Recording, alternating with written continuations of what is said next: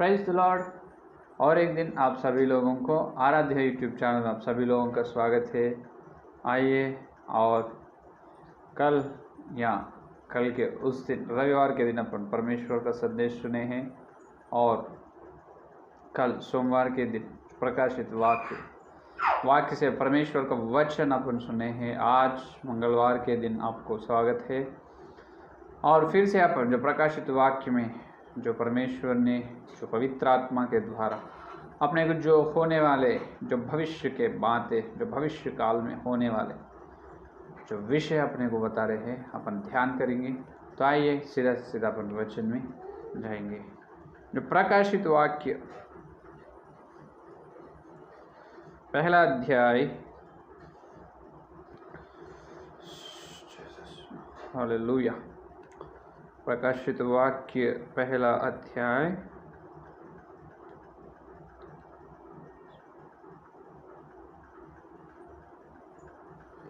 13 वचन।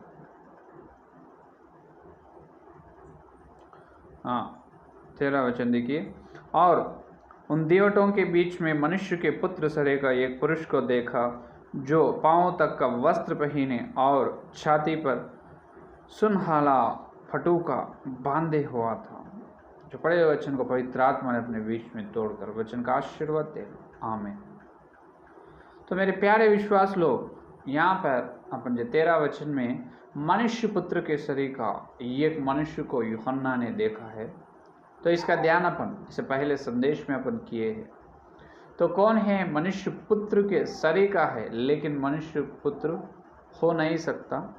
बिल्कुल हो सकता है, हाँ, क्योंकि जो धरती में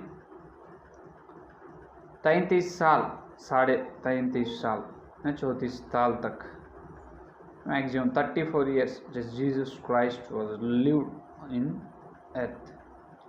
तो कम से कम 34 साल तक परमेश्वर ने जो यीशु मसीह ने धरती पर जिए। जब यूहन्ना ने यीशु मसीह के द्वारा यीशु मसीह के साथ सेवा किए, सुसमाचार प्रचार करे, जो परमपिता का राज्य के बारे में बताए, कम से कम 3.5 साल 3.5 years 3.5 साल यूहन्ना ने यीशु मसीह के साथ सेवा की। और यूहन्ना ने यीशु मसीह को बहुत अच्छे से जानते हैं, है कि नहीं? यीशु मसीह को बहुत अच्छे से उन्होंने जानते हो। लेकिन यहाँ क्या है कि मनुष्य का पुत्र शरीर का एक मनुष्य है, एक पुरुष है। इसका मतलब है देखने को मनुष्य का पुत्र जैसा है। जब उन्होंने धरती में देखा है, सीधा से सीधा उसी तरह है, लेकिन तो रूप उनका स्वरूप तो मनुष्य पुत्र का स्वरूप है, लेकिन उतना जल्दी से इन्होंने मालूम नहीं हुआ यूहन्ना को उन्हें कौन है या मसीहा ने। तो उनका स्वरूप तो मसीहा के जैसा है, लेकिन अधिक महिमा में है। वहाँ पर क्या है? अधिक महिमा में है, क्योंकि जो परमेश्वर ने यीशु मसीह को जो परमपिता ने स्वर्ग में बुलाए, जब मरियम से जी उठने के बाद 40 दिन उन्होंने चेलों के साथ मिलकर चेलों को बहुत सारे विषय बताए। बाद में 40 दिन होने के बाद यीशु मसीह ने जो स्वर्ग को चले गए हैं, जो स्वर्ग में जाने के बाद जो उन्होंने जो परमपिता के बाई तरफ में है कि नहीं? तो वहाँ पर जो यीशु मसीह का महिमा बहुत महिमा वाले है। या धरती पर अपन देखें तो मसीहा के महिमा में नहीं है। उन्होंने बहुत नम्रता वाले हैं, बहुत दीन सेवक के रूप में है। जो मरियम के पुत्र है, उन्होंने धरती पर, है कि नहीं? बहुत कमी जो बहुत दास के रूप में उन्होंने आए, है कि नहीं? तो अभी यहाँ पर जो मनुष्य का पुत्र शरीर का एक पुरुष है, महापुरुष, इन्हों ने यीशु मसीह। लेकिन वहाँ पर एक बात बताए, देखो, उन दीवटों के बीच में दीवट है कितने?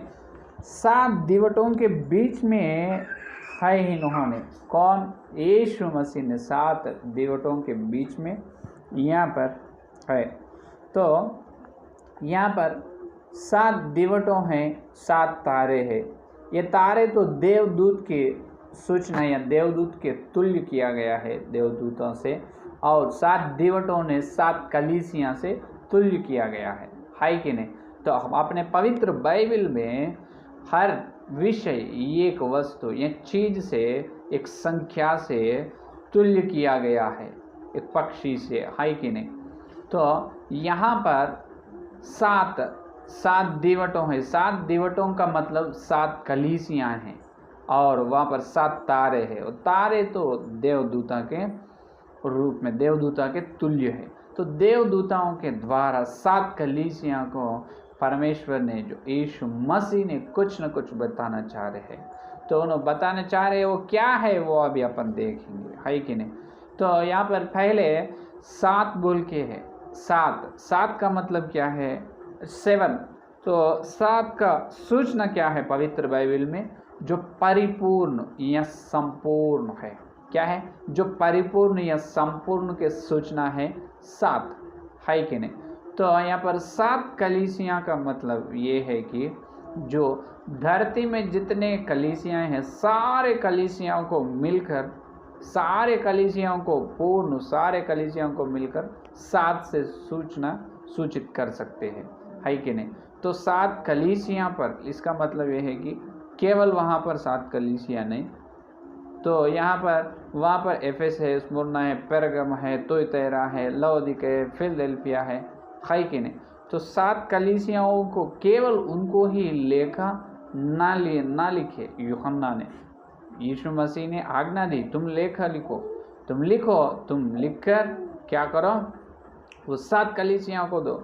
लेकिन केवल वो 7 कलीसियाओं को नहीं ले, बल्कि सारे धरती में जितने कलीसियां हैं, वो सारे कलीसियां के लिए जो मसीहा ने यूहन्ना को दर्शन दी है, यूहन्ना के द्वारा जो उन्होंने, प्रभु ने कुछ न कुछ जो अच्छे, जो गुप्त की मर्म की बातें, जो मर्म के विषय अपने लिए वहाँ पर लिखाया है कि नहीं। तो यहाँ पर अपन देखें तो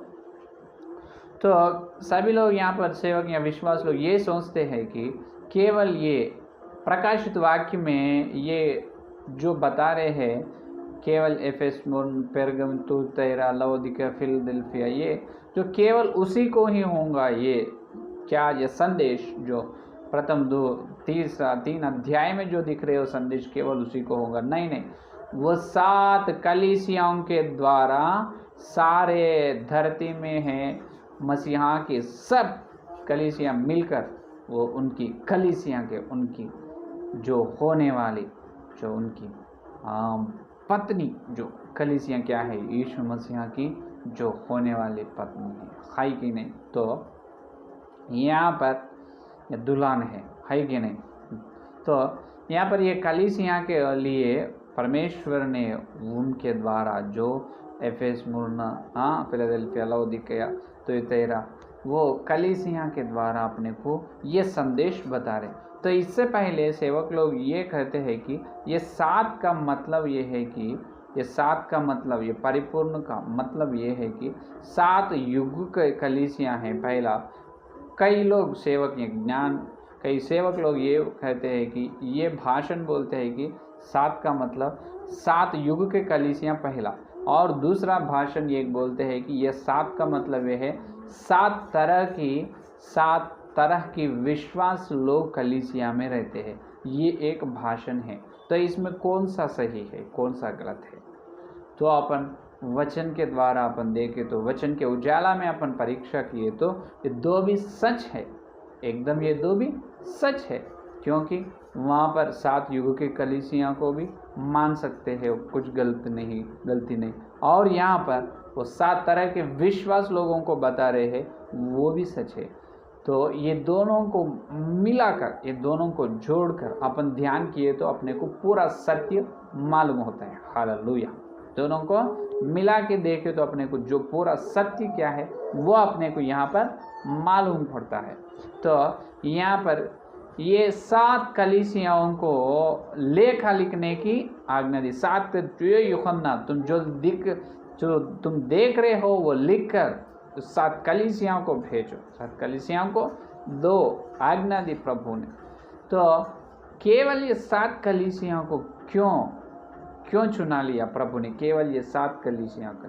तो इसका मतलब ये है कि ये 7 कलीसियाओं में एक कलीसिया में एक तरह के व्यक्तित्व है, एक कलीसिया में एक विश्वास का एक तरह की चाल चलना है, उनकी व्यवहार अलग अलग ही है, 7 तरह के व्यवहार है। तो वही व्यवहार आजकल सारे संसार में जो परमेश्वर की कलीसियाँ हैं, अपनी कलीसिया में भी उसी तरह बहुत सारे तरह तरह के विश्वास लोग हैं, तरह तरह की चाल चलना है, कई तरह के जो विभिन्न व्यवहार के है विश्वास लोग या सेवक लोग। तो इसीलिए वो सूचना दे रहे।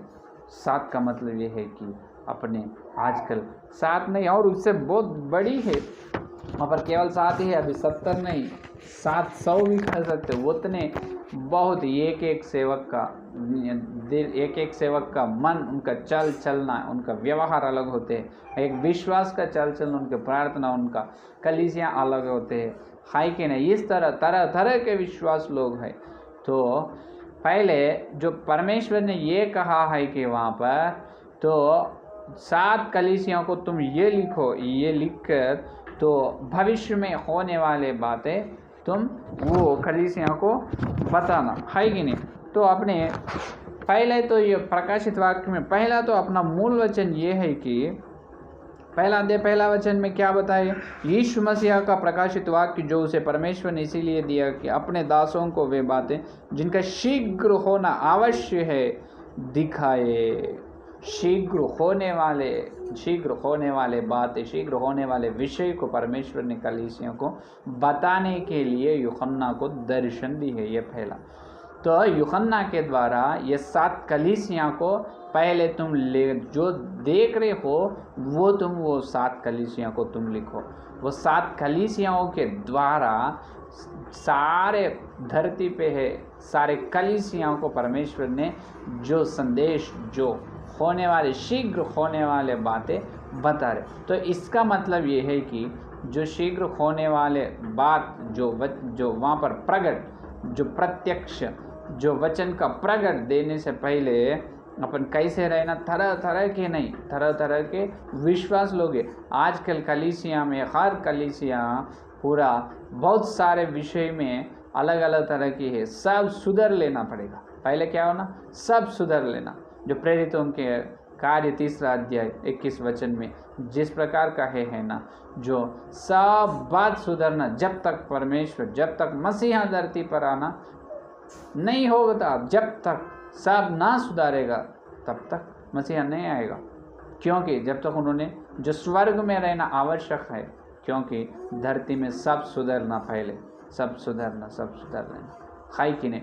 तो कलीसिया में भी तरह तरह के विश्वास लोग पहले सुधर लेना, सुधरने के बाद सीधा होना। हर विश्वास, हर कलीसिया पहले सीधा होना, सीधा होने के बाद में ही परमेश्वर ने वचन का प्रत्यक्ष देते हैं। इससे पहले बिल्कुल देते नहीं, क्योंकि मसीहा का व्यवहार ये है कि मसीहा का जो विधान, उनकी योजना ये है कि जो सीधा रहते हैं उनको ही वचन का प्रकट देते हैं, जो सीधा नहीं रहेगा उनको वचन का प्रकट ना देगा। क्योंकि अपन देखें तो जो एचकेएल के ग्रंथ में 2 अध्याय, जो एचकेएल के ग्रंथ 2 अध्याय प्रथम वचन में देखिए, 2 अध्याय प्रथम वचन में, और उसने मुझसे कहा, हे मनुष्य के संतान, अपने पाँव के बल खड़ा हो और मैं तुझसे बातें करूँगा। ये क्या बात है? यहोवा ने कह रहे एचकेएल से क्या कह रहे, हे मनुष्य, तुम पाँव के बल खड़ा, तुम सीधा से ठहर जाओ, मेरे सामने सीधा से रहो तुम, तब बाद में मैं तुमसे बात करना होगा। इसका मतलब यह है कि सीधा से न ठहरे तो परमेश्वर ने बात करेगा नहीं। तो अपने अंदर तरह तरह के कलीसिया में बहुत सारे तरह के जो विभिन्न की सोच या विषय, शिक्षाएँ, दर्शन है, ये पूरा सुधरना पड़ेगा, पूरा होना, पूरा सुधरना, और सुधरने के बाद सब मिलकर एक होना। जब सारे कलीसिया एक प्रेरितों के नहीं तो सारे कलीसिया में जो है, जो लोग जो पूरा सुधर लेना, सुधरने के बाद ही परमेश्वर ने वचन का प्रगट, जो वचन का प्रत्यक्ष देते हैं। तो ये जैसा बोले तो ऐसा अपने अंदर गलत है, जो बुराई है, जो पाप है, जो वचन के विरोध काम कर रहे हैं, तो परमेश्वर ने कैसे अपने को वचन का प्रत्यक्ष या वचन का प्रगट देगा? जो उनकी योजना के विरुद्ध है वो, है कि नहीं? तो उनके स्वभाव के विरुद्ध कुछ भी मसीहा ना करेगा, है कि नहीं? तो इसलिए ये हिजकिय्याह से ये कहे, हे मनुष्य, तुम्हारे पाँव पर सीधा खड़ा हो, सीधा खड़ा हो, तू भला खड़ा हो, जो भला खड़ा हो, भले हो ना। कलीसिया में हर विश्वास, हर सेवक भले से रहना, जब ही कलीसिया को वचन का प्रत्यक्ष, वचन का प्रगट मिलेगा। हालेलुया। तो इसीलिए वहाँ पर 7 कलीसियों के द्वारा परमेश्वर ने ये संदेश दे रहे हैं कि सारे कलीसियों के लोग, विश्वास सेवक लोग, तुम पहले सुधर लो, तुम सीधा हो जाओ, पहले तुम सीधा हो जाओ। सीधा होने के बाद मैं तुम्हें वचन का प्रगट दूंगा, है कि नहीं? तो इस प्रकार का है कि इस प्रकार का है। तो अभी तो वचन का प्रकट अभी कलीसिया में होना है। जो भविष्य में होने वाले, जो भविष्य की बातें हैं, वो विषय अपन मालूम कर लेना, वो सुनना है। सुनने से पहले अपन सीधा होना, हिजकिय्याह के जैसा सीधा खड़े होना, सब अपन सुधर लेना। जो लोभ है, जो पाप है, जो बुरे है, जो वचन के विरोध के चलना है, जो अपनी योजना है, वो पूरा ले जाकर क्रूस में डाल देना, क्रूस पे डाल देना। अपना नहीं, सीधा मसीहा का, सीधा परमेश्वर का ही होना, अपने इच्छा नहीं, परमेश्वर की योजना, परमेश्वर की इच्छा, जो वचन के द्वारा चाल चलना, है कि नहीं? तो इस प्रकार अपने अंदर जो तरह तरह के सोच, तरह तरह के व्यवहार पूरा सीधा होने के बाद, जब पवित्र आत्मा ने अपने को वचन का प्रगट, वचन का प्रत्यक्ष करेगा, तो भविष्य में होने वाला क्या है वो अपने को देगा, बिल्कुल, है कि नहीं? तो आजकल जो प्रकाशित वाक्य में तो 2 तरह की है। अपन ये प्रकाशित वाक्य ग्रंथ के ध्यान में तो पहले 3 अध्याय को एक भाग, और जो 4 के अध्याय से 22 अध्याय तक और एक भाग हो सकते हैं, क्योंकि ये 2 तरफ की प्रकाशित ग्रंथ का ध्यान 2 तरफ से होते हैं। जैसा पहला, दूसरा, तीसरा अध्याय को एक तरफ, एक भाग है, और जो 4 के अध्याय से लेकर जो 22 अध्याय तक बाकी का जो 19 अध्याय और एक तरफ के होते, क्योंकि जो पहले और दूसरा, पहला, दूसरा और तीसरा, जो 3 अध्याय में जो परमेश्वर ने ये बताया गया है कि जो कलीसिया कैसे रहना है, जो कलीसिया ने किस तरह से रहना है, वो बात वहाँ पर 3 अध्याय में बताए। बाद में ये 4 के अध्याय से लेकर 22 अध्याय तक ये बताया है कि जो भविष्य में होने वाले जो भयानक घटनाओं को बताए है कि नहीं? तो यहाँ पर ये हो रहे है कि बहुत सारे लोग ये पहले 3 अध्याय में घूम रहे, वहाँ पर उसी ध्यान कर रहे, उसमें खोज रहे, केवल वो 3 अध्याय ही सारे प्रकाशित ग्रंथ का सारा है, ये सोच रहे बहुत सारे सेवक लोग। लेकिन ये पूरा गलत है, वचन के विरोध है कि नहीं? केवल पहले या दूसरा या तीसरा अध्याय में, क्योंकि कलीसियाओं को जो लिखने के जो विषय परमेश्वर ने यूहन्ना को बताए ना, तो वो कहाँ तक है? दूसरा और तीसरा अध्याय तक है। तो दूसरा और तीसरा अध्याय में सारे 7 तरह के विश्वासियों के बारे में बताए। कलीसिया में एक एक विश्वास किस तरह से रहेगा, वो उनके व्यवहार के बारे में वहाँ पर बताया गया। तो सेवक लोग ये सोचते हैं कि केवल यही है, केवल सारे प्रकाशित वाक्य में यही है, अपन किस तरह से जीना है, अपने अंदर जो लोभ या दोष नहीं रहना, पाप नहीं रहना, अपन निर्दोष से रहना है, अधर्म से नहीं, धर्मी रहना है, अच्छे भले काम करना है, जो मसीहा के लिए जो प्रेम से और जान अपने प्राण देने के लिए तैयार रहना है, इस तरह से सोचते हैं। तो यही बता रहे सारे सेवक लोग ये सोच रहे हैं कि केवल 3 अध्याय ही जो प्रकाशित वाक्य वो पूरा गलती है एकदम। क्योंकि अगर वो 3 अध्याय प्रकाशित ग्रंथ का सारा हो तो बाकी का 4 के अध्याय से लेकर 22 अध्याय तक जो होने वाले भयानक जो घटनाएं हैं, जो वो कब होना, वो किन को होना है कि नहीं, वो कब होना, वो किसको होना, जो कलीसिया का नहीं होता। और ये सोचते हैं कि तो वो 4 के अध्याय से 22 अध्याय तक होने वाले, तो वहाँ पर 4 के अध्याय से लेकर 22 अध्याय तक जो आने वाले घटना जो भविष्य काल में होने वाले अपने लिए नहीं है, वो अन्य जाति के लिए, अन्य जाति लोगों के लिए है।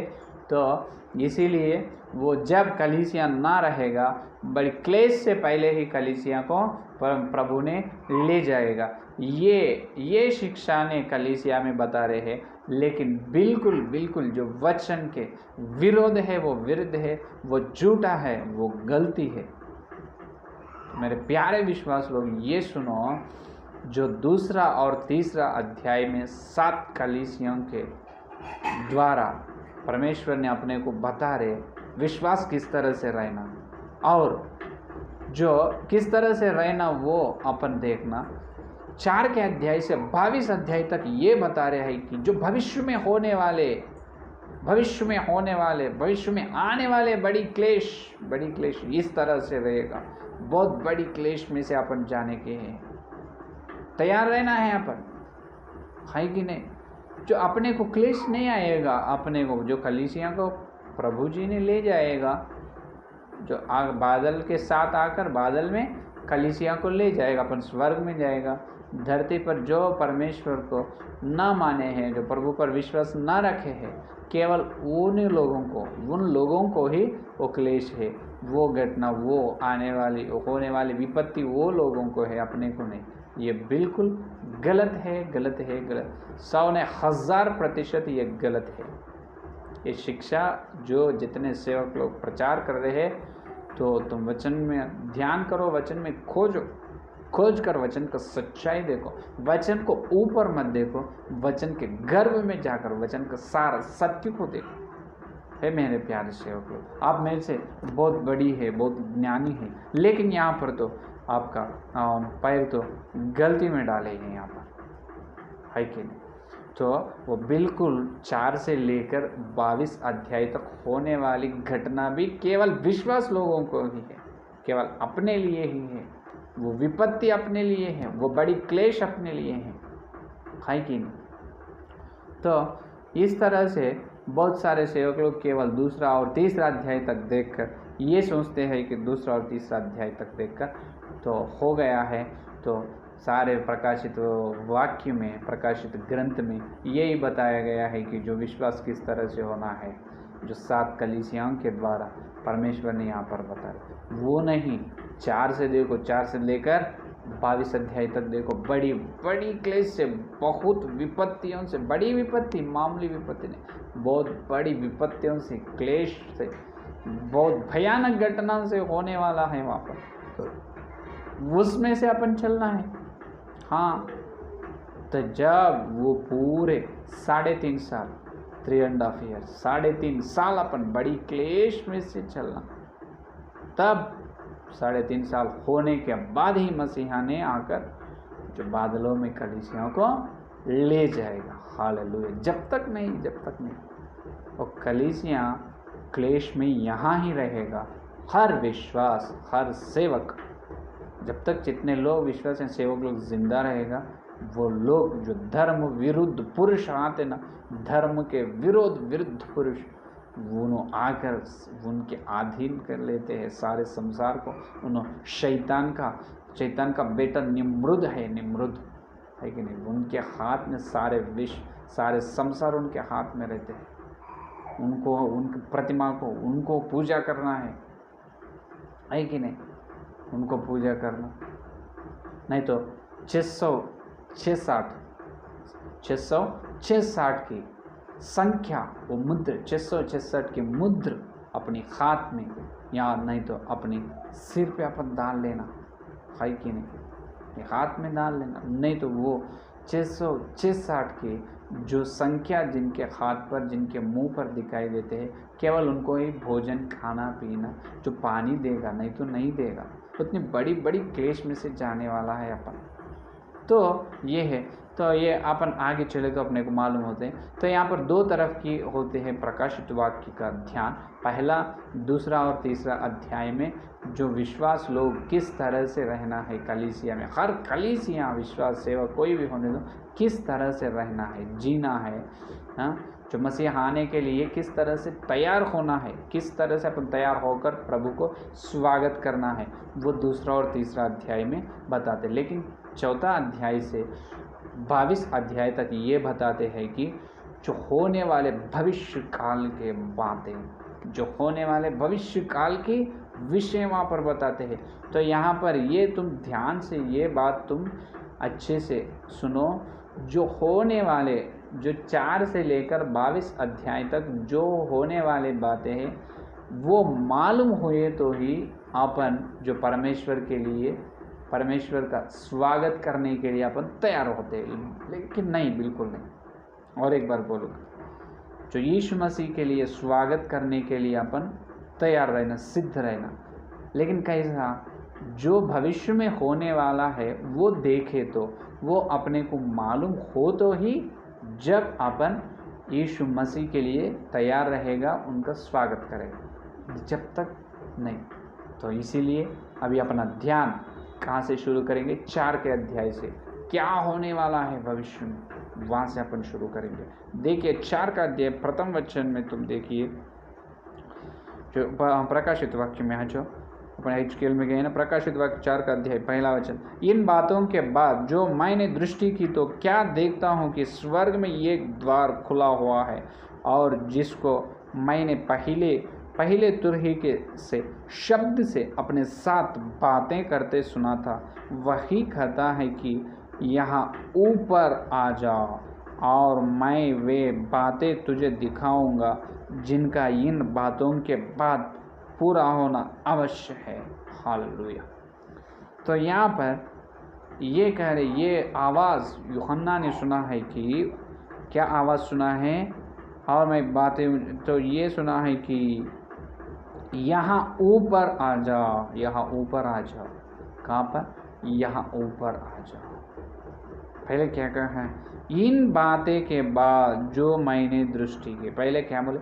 इन बातों के बाद। कौन सा बातों के बाद? दूसरा और तीसरा अध्याय में बताए वो बात। इसका मतलब सुधारना होने के बाद। तो लोभ या दोष है कि नहीं, जो खचरा है वो पूरा निकाल कर, जो सीधा नहीं तरीका, उनका व्यवहार सीधा होने के बाद, कलीसिया ने सीधा होने के बाद, विश्वास ने सीधा होने के बाद, इन होने के बाद, ये 4 का अध्याय। इससे पहले कितने हैं? पहला और दूसरा, तीसरा। दूसरा और तीसरा अध्याय में क्या है? 7 कलीसियों को जो लिखाया है, जो पत्र, 7 कलीसियों को जो लिखा है वो लेखा या पत्र, उनके द्वारा अपने सारे कलीसिया में जितने तरह तरह के विश्व, तरह तरह के दर्शन है, पूरा सुधर लेना। वो सुधरने के बाद ही यूहन्ना को दर्शन दी। हालेलुया। देखो, तो दूसरा और तीसरा में सारे इस प्रकार सारे बात बताए दूसरा और तीसरा अध्याय में यूहन्ना को। हर कलीसिया किस तरह से रहना, क्या करना, क्या नहीं करना, कैसे चलना, कैसे तैयार सिद्ध रहना उनके स्वागत में, यहाँ के स्वागत करने के लिए। तो वो दूसरा और तीसरा अध्याय का अध्ययन बाद में करेंगे। तो यहाँ पर इन बात होने के बाद, इसका मतलब ये है अपन जो सीधा होने के बाद, जो परमेश्वर के सामने अपन सीधा होने के बाद, जब अपने को दर्शन मिलेगा, जब अपने को जो भविष्य काल में होने वाला वो दिखाई देगा, वो प्रभु ने अपने को दिखाएगा। जो HQL से कहे, तुम तुम्हारा पाँव पर भला करो, भला करो। पर भला खड़ने के बाद, भला से ठहरने के बाद परमेश्वर ने अपने को दर्शन देगा। और क्या बताएं? इस बात होने के बाद, इसका मतलब कलीसिया में सब सुधरने के बाद, सीधा होने के बाद, जो मैंने दृष्टि की। देखो, इसका मतलब ये है, अगर ना सुधारे तो दृष्टि नहीं, दर्शन नहीं देखेगा। यहाँ पर कितने बड़ी लेसन, बड़ी पाठ यहाँ पर छिपे हुए है कि नहीं।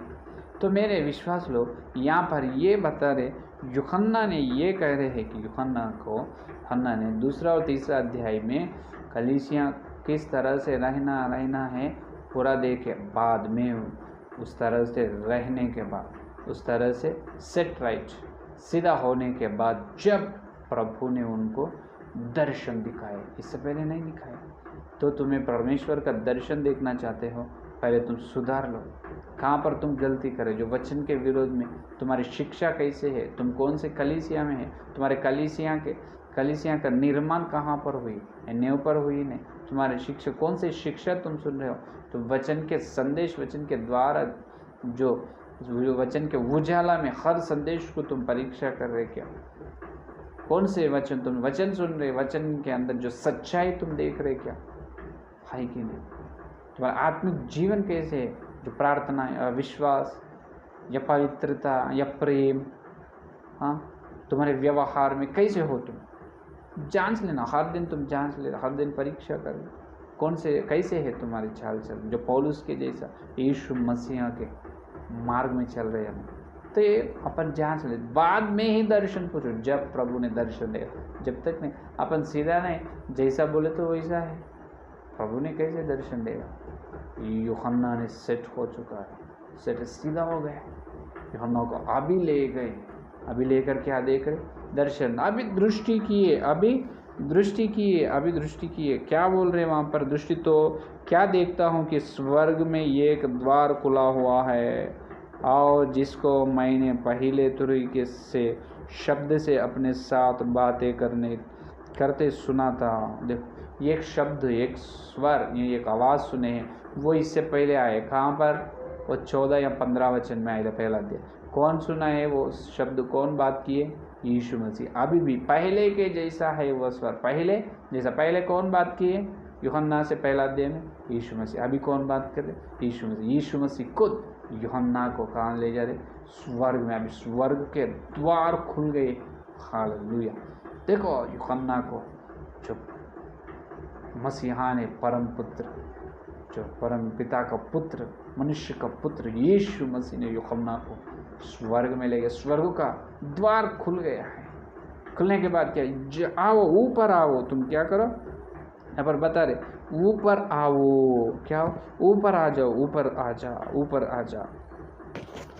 तो यहाँ पर और एक आश्चर्य की बात, आश्चर्य होने का, दंग होने का बात यह है कि यहाँ पर ऊपर आओ, यूहन्ना ने ऊपर गए, कहाँ गए, ऊपर। इसका मतलब यह है कि जो प्रभु के दिन, जो रविवार के दिन उन्होंने प्रार्थना कर रहे, जो पवित्र आत्मा से अभिषेक हुए, उनका पवित्र आत्मा के अधीन में गए, जो पवित्र आत्मा ने इनका आत्मा को लेकर कहाँ चले, स्वर्ग में, है कि नहीं।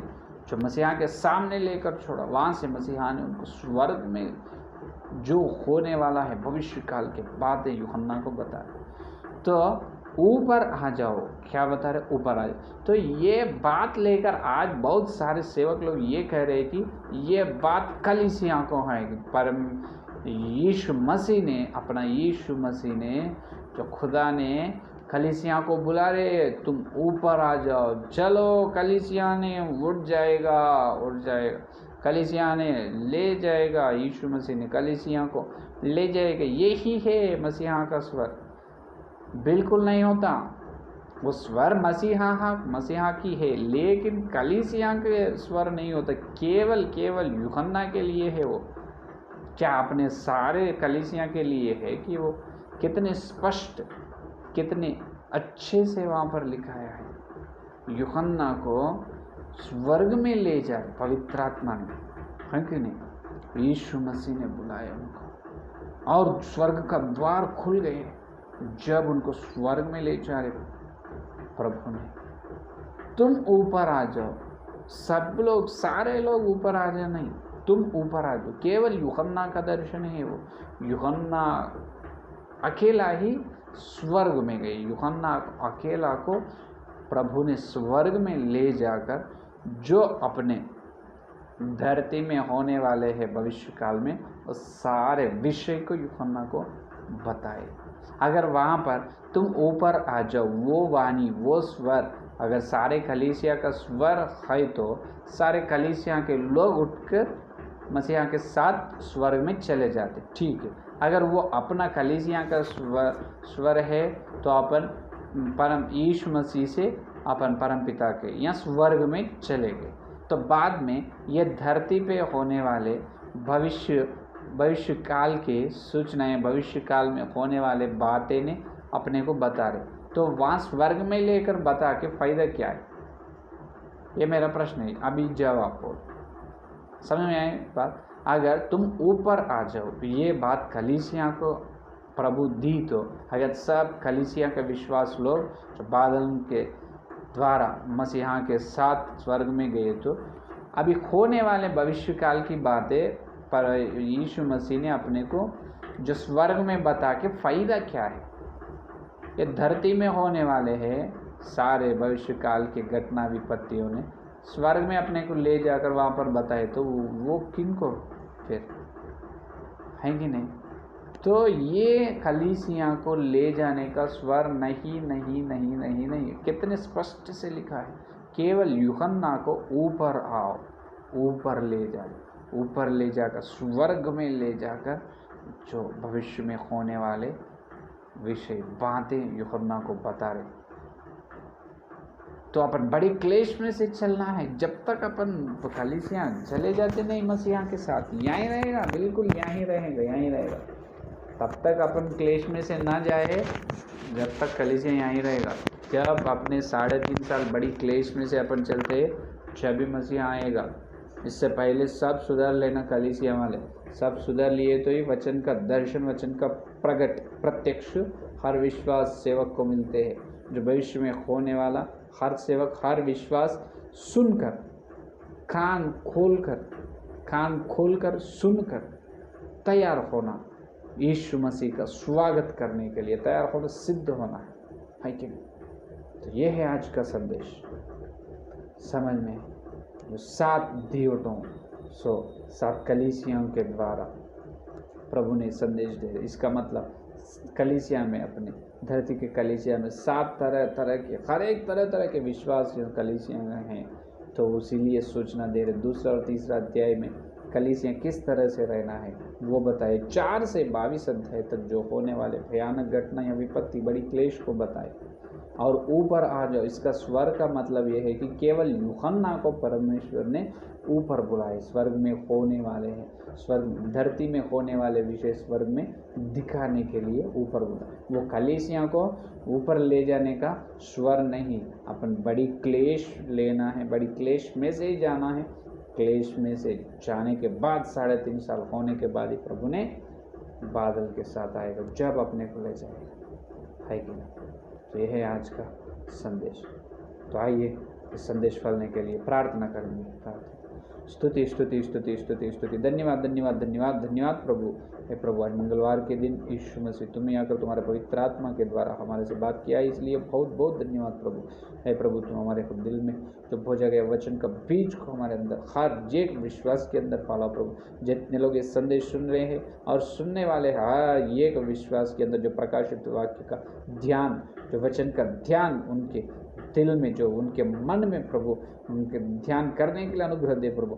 हर विश्वास, हर सेवक ये वचन का ध्यान करते हुए और वचन का प्रकट होना प्रभु, वचन का प्रकट में आने के लिए आप ही सहायता दे प्रभु। प्रत्येक रूप से कलीसिया में हर विश्वास, हर सेवक, हर बातें अंश में सुधार लेना प्रभु। हम सुधार लेकर वचन का प्रत्यक्ष लेकर जो भविष्य में होने वाले बातों सुनकर तुम्हारे स्वागत करने के लिए यीशु मसीह हम तैयार रहना, सिद्ध रहना प्रभु। इसलिए तुम्हें अनुग्रह दे प्रभु। हे प्रभु, और कल मिलते हुए खुद इससे और बड़ी वचन में, वचन के प्रकट में हम मिलने के अनुग्रह दे प्रभु। इस सारे प्रार्थना के यीशु मसीह के नाम पर मांगते हैं, आमीन। तो परमेश्वर का प्रेम, मसीहा का अनुग्रह, पवित्र आत्मा की सहभागी यहाँ दिन लेकर प्रभु आने तक सारे भक्तजन को प्रत्येक रूप से जो यीशु मसीह के स्वागत करने के लिए, सब सुधार कर सिद्ध होने के लिए तैयार होने की प्रतिज्ञा की, उस सभी लोगों को सदा साथ रहे। आमीन आमीन। Praise the Lord. धन्यवाद। कल मिलेंगे।